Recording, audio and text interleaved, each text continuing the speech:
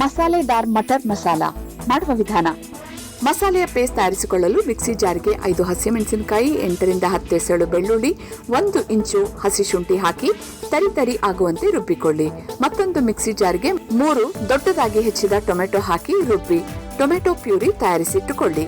ಪ್ಯಾನ್ಗೆ 3 ಚಮಚ ಸಾಸಿವೆ ಎಣ್ಣೆ ಹಾಕಿ ಚೆನ್ನಾಗಿ ಕಾದು ಅದು ಹೊಗೆ ಬರುವವರೆಗೂ ಬಿಸಿ ಮಾಡಿ 2 ಚಮಚ ಮಾಮೂಲಿ ಅಡಿಗೆ ಎಣ್ಣೆ ಹಾಕಿ ಬಿಸಿ ಮಾಡಿ ಸ್ವಲ್ಪ ಇಂಗು, ಅರ್ಧ ಚಮಚ ಜೀರಿಗೆ ಹಾಕಿ ಸಿಡಿಸಿ 2 ಪಲಾವ್ ಎಲೆ ಸೇರಿಸಿ ನಂತರ ರುಬ್ಬಿಟ್ಟ ಟೊಮೆಟೊ ಪ್ಯೂರಿ ಹಾಕಿ ಸ್ವಲ್ಪ ಉಪ್ಪನ್ನು ಉದುರಿಸಿ ಬಾಡಿಸಿ ಅದಕ್ಕೆ ರುಬ್ಬಿಟ್ಟ ಮಸಾಲೆಯ ಪೇಸ್ಟ್ ಹಾಕಿ ಹುರಿಯಿರಿ. ನಂತರ 2 ಚಮಚ ಕಡಲೆ ಹಿಟ್ಟು, 2 ಚಮಚ ಕಾಶ್ಮೀರಿ ರೆಡ್ ಚಿಲ್ಲಿ ಪೌಡರ್, 1/4 ಚಮಚ ಅರಿಶಿನ, 1 ಚಮಚ ಕಿಚನ್ ಕಿಂಗ್ ಮಸಾಲ, 1 ಚಮಚ ಧನಿಯಾ ಪುಡಿ, ಅರ್ಧ ಚಮಚ ಜೀರಾ ಪೌಡರ್ ಹಾಕಿ ಹುರಿಯುತ್ತಾ ಇದ್ದರೆ ಮಿಶ್ರಣ ಗಟ್ಟಿ ಹದಕ್ಕೆ ಬರುವುದು. ಹಾಗೆ ಬಾಡಿಸುತ್ತಾ ಹೋದರೆ ಪ್ಯಾನಿನಲ್ಲಿ ಎಣ್ಣೆ ಬಿಡಲು ಶುರು ಆದಾಗ ಬೇಯಿಸಿಟ್ಟ ಬಟಾಣಿ 2 ಕಪ್ ಹಾಕಿ ಮಿಕ್ಸ್ ಮಾಡಿ ಬಾಡಿಸಿ ಸ್ವಲ್ಪ ನೀರು ಸೇರಿಸಿ ರುಚಿಗೆ ತಕ್ಕಷ್ಟು ಉಪ್ಪು, 1 ಚಮಚ ಸಕ್ಕರೆ ಹಾಕಿ ಮಿಕ್ಸ್ ಮಾಡಿ ಕುದಿಸಿ ಚೆನ್ನಾಗಿ ಕುದಿಯಲು ಶುರು ಆದಾಗ ಒಲೆ ಆರಿಸಿ 2 ಚಮಚ ಫ್ರೆಶ್ ಕ್ರೀಮ್ ಹಾಕಿ ಮಿಕ್ಸ್ ಮಾಡಿಕೊಳ್ಳಿ.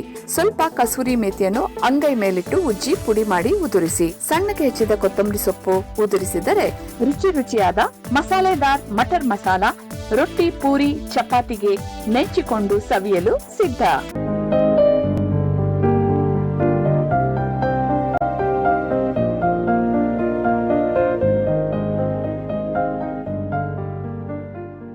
ಸರ್, ನಮ್ಮ ಹಳ್ಳಿ ಹೆಣ್ಮಕ್ಳುಗಳಿಗೆ ಈ ಥರ ಮಾಡೋಕ್ಕೆ ಬರಲ್ಲ. ಅವ್ರಿಗೆ ನೀವು ಈ ಥರ ಒಂದೊಂದು ಐಟಮ್ನು ಒಂದೊಂದು ಥರ ಸ್ಪೆಷಲಾಗಿ ಮಾಡಿಕೊಡ್ತೀರಲ್ಲ, ಇದು ಯಾವ್ದಾರ ಕೋರ್ಸ್ ಇದ್ದ ಓದೋಕ್ಕೆ ಈ ಥರ ತಿಳ್ಕೊಳ್ಳೋಕ್ಕೆ ಮಾಡ್ಕೊಳ್ಳೋಕ್ಕೆ?